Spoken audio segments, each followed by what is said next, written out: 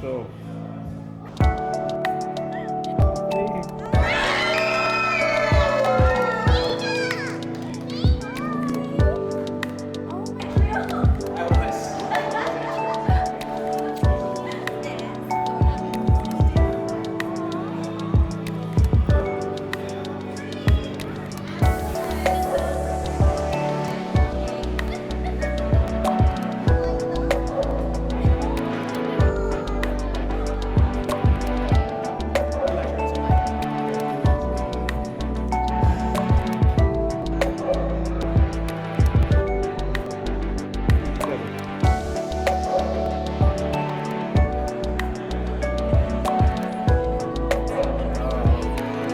T's first. T's first.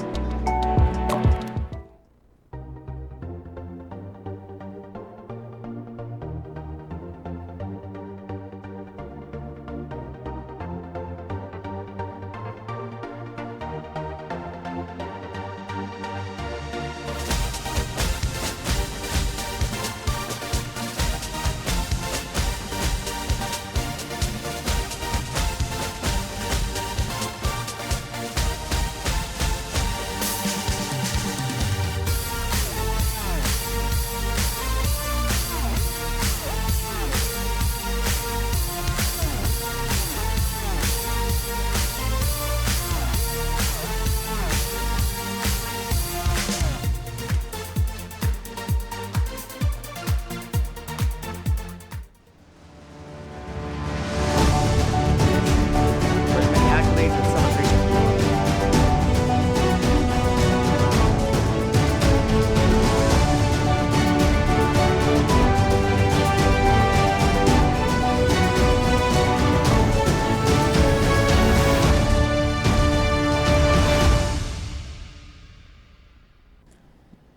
Good morning. Buenos dias, right? It's buenos dias. Welcome to Candid News, late night edition. It is October 24th, 2019, on this lovely early Thursday morning. We'll just get right. Troy is not joining us. He's still doing things for his father's funeral, which is on Friday at St. Anthony Church to honor Mr. Torres. Let's get into the car, the white car, right? A lady driving, speeding probably, and going through a school zone ran over a golden retriever, and her license, it's a white Hyundai hatchback, and her license plate is TM3688. If you know where this car is, if you know where it lives, if you run into her at Kmart, take her picture, send it to Kandit. I don't send it to the police. I'm not sure if there's a crime against hitting an animal. Probably an accident that she ran away from. I would consider that, right? A hit and run. It is a Hyundai Accent, I believe, or no, Hyundai hatchback, license plate TM3688, and the dog was hit in front of its owner. And it was a golden retriever. We don't have the dog's name as of today. So we are going to talk about the magistrates today. There's a couple. Our first one is People of Guam versus Puas Elvino Norris. On or about October 22nd, at 11:54 a.m., GPD officers responded to a report at a residence in Jigo. Arrival at the location, Officer Pangilinan met with the witness, who reported that earlier the same date he heard someone known to them yelling in her room. He explained that he ran inside to check on her, and once he opened the door to her room, he saw Puas Norris pushing her wheelchair onto the wall while she was sitting on it. He stated that the defendant then punched the back of the victim's head. He further stated that he then grabbed the defendant and pulled him out of the room. Officer Pangilinan also met with the victim, and her report is consistent with the other victim. Officer Pangilinan did an injury check of the victim and noted no visible injuries. Based on the foregoing, there is probable cause to charge Mr. Norris.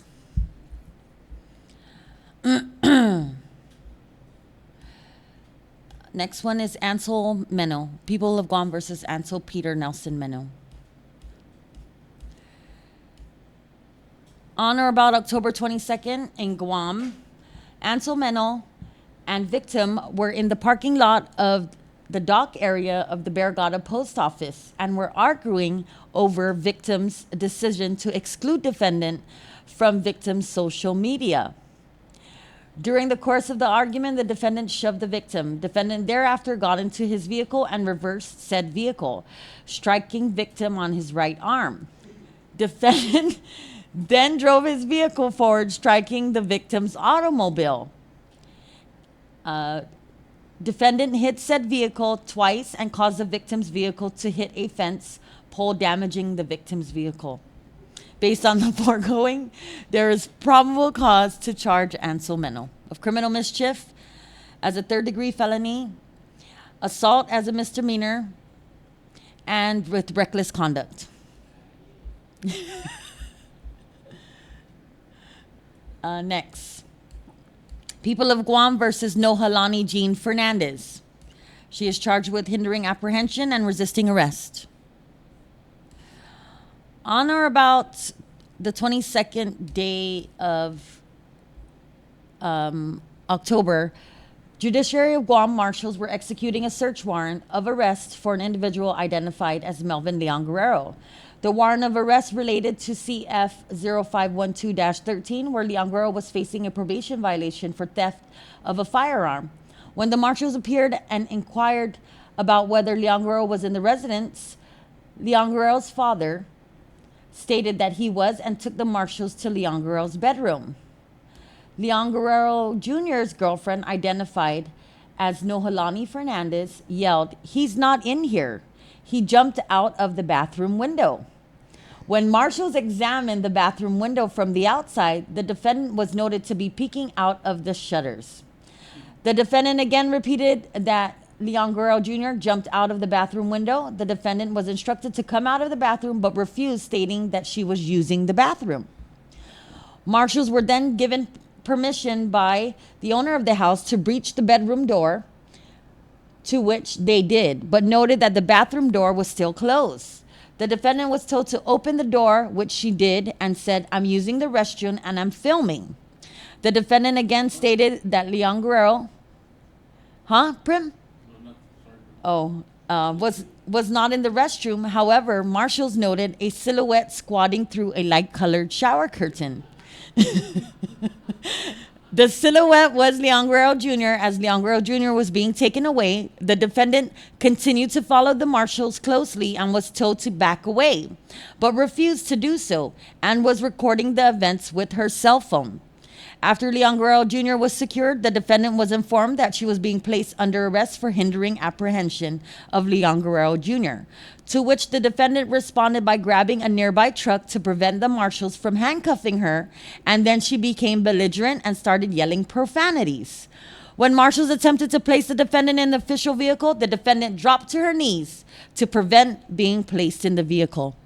Based on the foregoing, there is probable cause to charge Ms. Fernandez with one count of hindering apprehension and resisting arrest.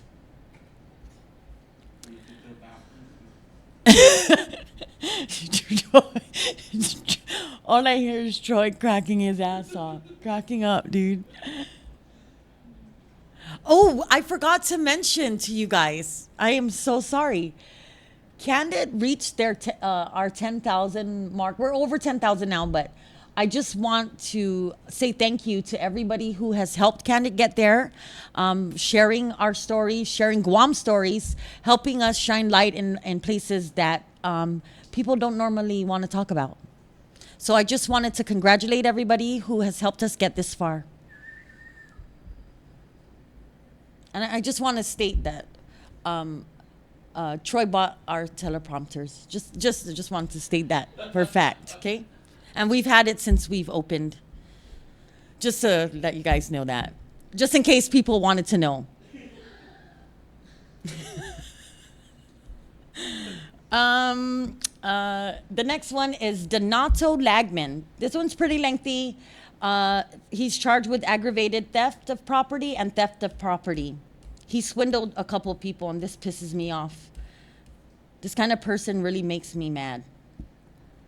On or about August 7th, police responded to a theft complaint at the Agana precinct. I don't know how they responded at the precinct. I think the lady walked into the... Yeah, so this is a walk-in complaint. Yeah. Police interviewed the victim, who indicated that she paid $849 to Donato Lagman, which was meant to pay for the purchase of an air conditioning unit and installation costs. The victim told police that she made the payment on April 20, 2017, and it was for a Pioneer 17 SEER 24,000 BTU split AC. Oh, you're not there.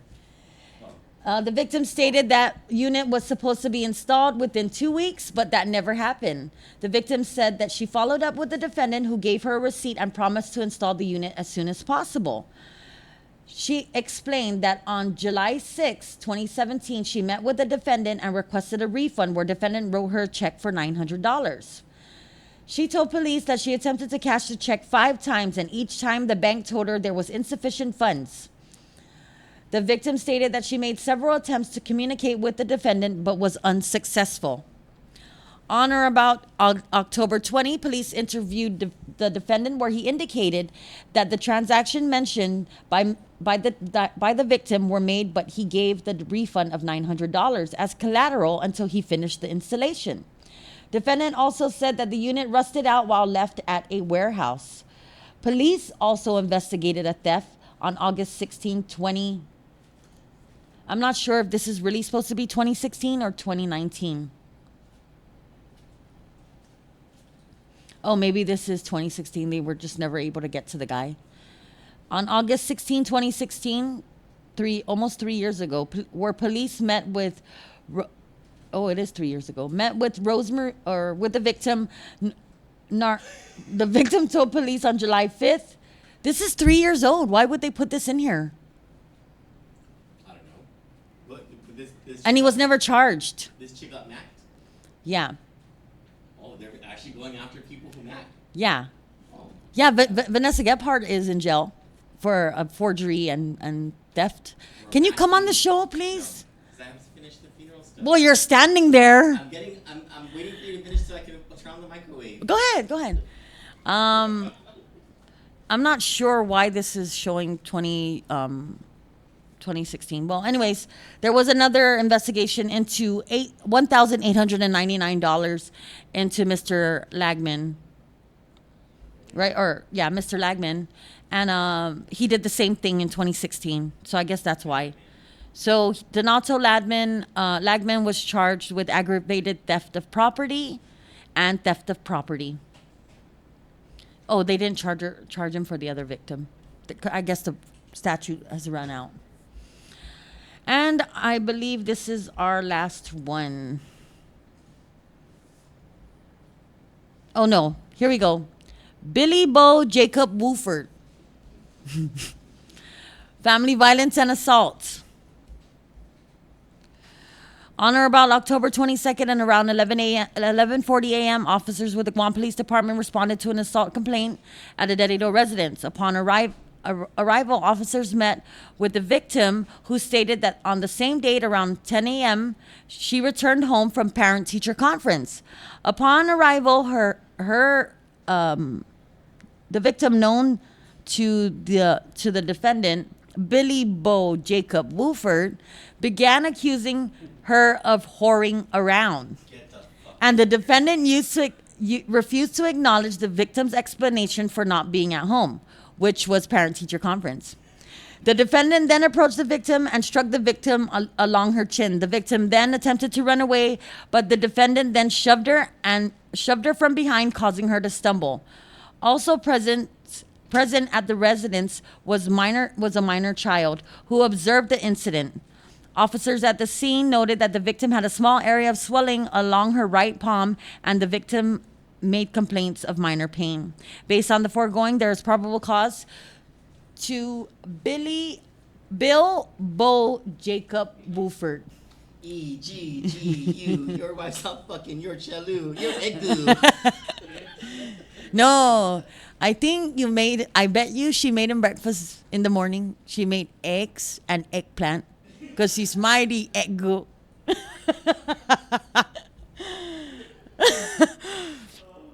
Family violence and assault, both as misdemeanors. Okay, last one for real. One more. This one concerns me. It's a gun. I kind of know the backstory on this. That there was other people in this vehicle. People of Guam versus Keilani Rayanne Mariano. She is being charged with possession of a controlled substance and possession of a firearm without a Guam firearms identification card. On or about October 1st, 2019, GPD officers conducted a traffic stop of a vehicle in Agana. Officers asked for consent to search the vehicle, but the driver of the vehicle, identified as Keilani Mariano, refused police permission to search the vehicle. The defendant said she did not want to be held responsible for any contraband that was discovered in the vehicle. Police then applied for and executed a search warrant to search the vehicle, which yielded a glass pipe containing suspected methamphetamine as well as a firearm. Police records showed that the defendant did not have a firearms ID. This is not the whole story. I'm not sure why, but I do know the backstory on this. Officers made several attempts to contact the defendant to interview her about the items recovered during execution of the search warrant. However, all attempts were unsuccessful until October 21, 2019. Officers interviewed the defendant, who admitted that the pipe was hers and that she uses it to smoke meth. Based on the foregoing, there is probable cause to charge Keilani Mariano with one count of possession and possession of a firearm without a firearms identification card, both felonies. I believe there was other people in that car. Or I know there was other people in that car. They left that all out of here. That makes me concerned. Troy? Yeah. If they didn't put the whole story in there, that's allowed? If you're only charging one of those people, sure. Maybe they're gonna charge the rest later. Okay. Okay, that ends it for our magistrates for today. Please don't mind my boring episode. Troy is just laughing at me from the room. Boring. I'm laughing at the idiots. Okay. Can we just make it just a minute, like 2 minutes, just for me to open this up, and then Mr. Lebowski, yes. We'll be right back with our top stories.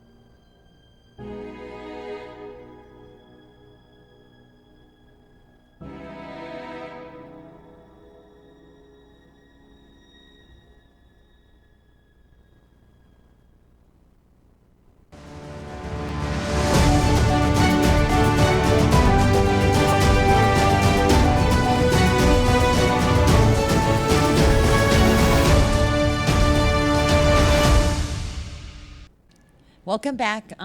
We are going to go through our top stories. Troy was on the air today doing live calls. We really missed that. He was able to get, I think he called all the senators. He was able to get two. We got two answers from Tina Munoz Barnes and I think Regine, or no, James Moylan, right? And Regine. So that the first three, they emailed us, gave us those answers. And then today we were able to get two more senators. So that's 5 down. And here we go. Or we're going to go to, should I go to comments first? No, let's read these and then just get it out. Okay? Senator Sabina Perez told Candid News today she is concerned about the addiction issues surrounding the game rooms that litter the island and will have her staff research the matter. Quote, if there is a way we can definitely change that behavior to a more positive, then I definitely want to develop that into our society, end quote.